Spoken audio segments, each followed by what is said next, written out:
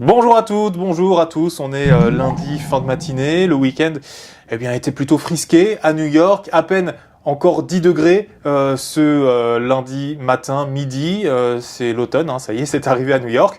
En plus de ça, le LOSC s'est loupé en perdant à domicile contre l'En Avant Guingamp, c'est malin. J'ai pas réussi à dormir du week-end, bref, je suis bien content d'enfin passer à autre chose, à une nouvelle semaine avec ce lundi à Wall Street, IBM au centre des attentions. IBM qui est la deuxième action la plus importante pour le Dow Jones. IBM qui lui aussi s'est loupé avec des chiffres trimestriels bien en deçà de ses objectifs publiés ce lundi. Le groupe, par ailleurs, a annoncé la vente prochaine de sa technologie de semi-conducteurs, un business dont IBM n'arrivait plus à tirer profit depuis pas mal de temps, et donc un business bientôt revendu à Global Foundries contre 1,5 milliard de dollars. Le titre d'IBM, lui était largement dans le rouge, à mi-séance, quasiment moins 7%. Alors sans statistiques majeures ce lundi, comment les indices américains lançaient-ils leur semaine ? Plutôt positivement, car le Dow Jones, après une matinée en retrait à cause d'IBM justement, refaisait petit à petit son retard pour ne reculer plus que de 0,25% ce midi.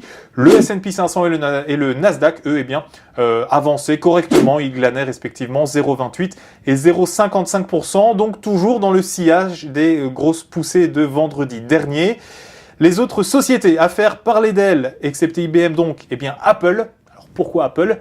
Car ce soir, après les derniers échanges, le groupe à la pomme présentera lui aussi son bilan trimestriel et quelques semaines à peine après le lancement de ses nouveaux iPhones, ce sera un oral important pour le groupe qui table sur des ventes de 40 milliards de dollars et de revenus par action de 1,31 $. On verra donc ce soir si ces chiffres sont corrects par rapport à ce qui va être publié. Ensuite, la fameuse chaîne américaine de restauration mexicaine Chipotle dévoilera elle aussi ses chiffres trimestriels. Et puis pour terminer, un mot du CAC 40 à une heure des derniers échanges.